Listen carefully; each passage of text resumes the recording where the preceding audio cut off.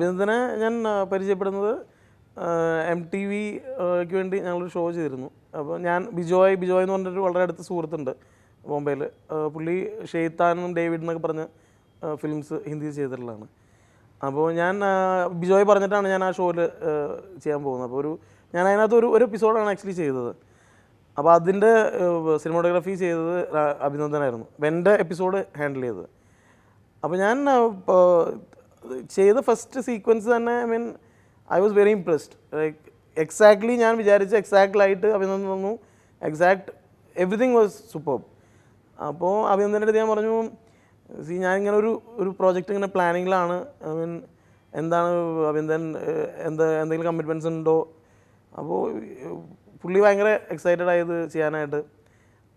പിന്നെ ഞങ്ങൾ എല്ലാവരും ഒരേ രീതിയിലുള്ള വേവ് ലെങ്ത് സെയിം കാര്യങ്ങൾ സംസാരിക്കുന്ന, സിനിമയെ പറ്റി ഭയങ്കര പാഷനേറ്റ് ആയിട്ടുള്ള ആൾ, ടെക്നോളജിയെക്കുറിച്ച് വളരെ അഡ്വാൻസ്ഡ് ആയിട്ട് ഇപ്പോഴേ അറിഞ്ഞിരിക്കുന്ന ആൾ.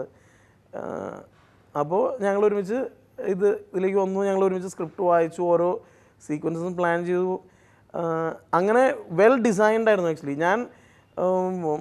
ഞാൻ ചോദിച്ചത് എല്ലാം പെർഫെക്റ്റായിട്ട് തന്ന ഒരു സിനിമാറ്റോഗ്രാഫറാണെന്ന് പറയേണ്ടി വരും അഭിനന്ദൻ. ഞാൻ മെയിൻലി ആവശ്യപ്പെട്ടത് നൈറ്റ് സീക്വൻസസാണ്. നൈറ്റ് സീക്വൻസസ് എനിക്ക് ടോർച്ച് ലൈറ്റ് അടിച്ച പോലെ ഞാൻ വിഷ്വൽസ് കാണരുതെന്നായിരുന്നു എൻ്റെ ഫസ്റ്റ് ബ്രീഫ്. അതായത് എനിക്ക് കുമരങ്കരി എനിക്ക് മൂൺ ലൈറ്റ് കാണണം, അതായിരുന്നു എൻ്റെ ബ്രീഫ്. മൂൺ ലൈറ്റ് പോലെ തന്നെ ഇരിക്കണം. അതിന് അഭിനന്ദൻ എന്ത് ചെയ്യണമെന്ന് എനിക്ക് അറിയണ്ട. പക്ഷേ what I want is this. Exactly moon ലൈറ്റിലാണ് നമ്മൾ കുമരങ്കരി കാണുന്നത്. Watch it in theatres. it's in moonlight. Night visuals എല്ലാം it's such a thing to watch. എനിക്ക് തോന്നുന്നു പ്രശാന്തിൻ്റെ കരിയർ ബെസ്റ്റ് തന്നെ ആയിരിക്കും. എനിക്ക് തോന്നുന്നു even after 10 years he will be holding to this one album. Because Amen എനിക്ക് തോന്നുന്നു in itself is a musical satire എന്ന് പറയാം, മ്യൂസിക്കൽ റൊമാൻസ് എന്ന് പറയാം. നമുക്ക് ഏത് ജോണറിലേക്കും ആമേനെ കൊണ്ടുപോകാം ആക്ച്വലി.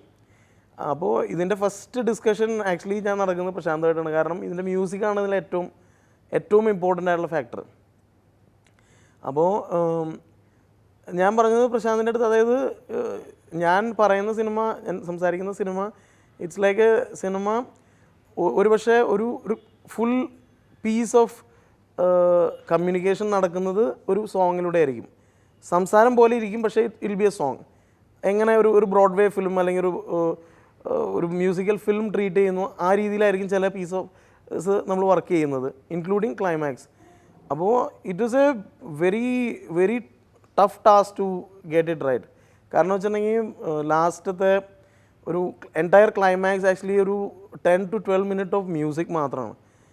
അപ്പോൾ അതിൽ പോലും ലിറിക്കൽ കണ്ടൻറ്റ് കുറവാണ്. ചൊല്ലുകളും ഈ ബ്രാസ് ബാൻഡ് ഓർക്കസ്ട്രയാണ് അതിനകത്ത് കയറി നിൽക്കുന്നത്. എന്നാൽ നമുക്ക് ഒരു പോയിന്റിലും ഓഡിയൻസിനെ അത് ലൂസ് ചെയ്യാനും പാടില്ല. ആ ടെമ്പോ കയറ്റി കൊണ്ടുതന്നെ പറ്റുള്ളൂ സോങ്ങിനകത്ത്. എന്താ പറയുക, ഒരു മത്സര വീര്യം അതിനകത്ത് ഡെവലപ്പ് ചെയ്യണം ഓഡിയൻസിൽ പോലും. അപ്പോൾ അങ്ങനെയൊക്കെ ഭയങ്കര ഹെവി ആയിട്ട് അതിനുവേണ്ടി മ്യൂസിക്കൽ ഏരിയ ഓഫ് എ ഫിലിമാണ് ഞാൻ ഏറ്റവും കൂടുതൽ ശരിക്കും എൻജോയ് ചെയ്ത് വർക്ക് ചെയ്യുന്നൊരു ഏരിയയാണ് ബാക്ക്ഗ്രൗണ്ട് സ്കോറും അതിൻ്റെ പാട്ടുകളും എപ്പോഴും. അത് ഇത്തവണ അതേമാതിരത്തെ ലെജൻസിൻ്റെ കൂടെ എനിക്ക് വർക്ക് ചെയ്യാൻ പറ്റി. പേഴ്സണലി കാവാലം നാരായണ മണിക്കർ സാർ, അതായത് അൺബിലീവബിൾ. എനിക്ക് ആലോചിക്കാൻ പോലും പറ്റുന്നില്ല. കാരണം പുള്ളി ഇല്ലായിരുന്നെങ്കിൽ പക്ഷേ എനിക്കറിയാൻ പാടില്ല എങ്ങനെ ഈ ലാസ്റ്റ് ഈ പീസ് ഓഫ് മ്യൂസിക് അതിനകത്ത് ലിറിക്കല്ല ഉള്ളത്. അത് ജസ്റ്റ് ചൊല്ലുകൾ മാത്രം. അത് പുള്ളിയെ പോലെ ഒരാൾക്ക് മാത്രമാണ് അത് അത്തരത്തിലൊരു താളത്തിൽ ചെയ്ത് ഒരുപോലെ ടെമ്പോ കയറ്റി ബിൽഡ് ചെയ്ത് എന്നാൽ അതിന് ഒരു പോയിന്റിലും താളമൊന്നും നഷ്ടപ്പെടാതെ ക്രിയേറ്റ് ചെയ്തിരിക്കുന്നത്. അതൊരു പാർഷ്യലി പുള്ളി തന്നെയാണ് അതിൻ്റെ മ്യൂസിക് ലാസ്റ്റ് പീസ് ചെയ്തിട്ടുള്ളത്. അതിൻ്റെ ഓർക്കസ്ട്ര പാർട്ട് മാത്രമാണ് ആക്ച്വലി പ്രശാന്ത് ചെയ്തത്. അതിൻ്റെ ഒരു ചൊല്ല് ഏരിയ കംപ്ലീറ്റ് കവലം സാറാണ് ഹാൻഡിൽ ചെയ്തിട്ടുള്ളത്. അതിനകത്ത് ഒരു പാട്ടാണ് റഫീഖ് എഴുതിയിരിക്കുന്നത്, സോളമനും ശോശനയും. അതും വളരെ പോപ്പുലറാണ് ഇപ്പോൾ ഓൾറെഡി. അപ്പോൾ അങ്ങനെ ഭയങ്കര ഒരു ഇൻട്രസ്റ്റിംഗ് ഏരിയ ആയിരുന്നു മ്യൂസിക്കിൻ്റേത്. ഒരുപാട് സിംഗിൾ ഷോട്ട്സ് ആക്ച്വലി ഉള്ള ഒരു ഫിലിമായിരുന്നു സിറ്റി ഓഫ് ഗോഡ്. അതായത് അതിൻ്റെ ഫിലിമിൻ്റെ ഒരു most of the shots were single shots. ഇപ്പോൾ ഒരു എൻറ്റയർ ഫൈറ്റ് പൃഥ്വിരാജ് ചെയ്ത ഒരു ഫുൾ ലെങ്ത് ഫൈറ്റെല്ലാം അതിനകത്ത് ഒരു ഷോട്ടാണ്. അപ്പോൾ അന്ന് ആളുകൾ തിയേറ്ററിൽ എത്താത്തതുകൊണ്ട് അന്ന് അത് ആരും നോട്ടീസ് ചെയ്തില്ല.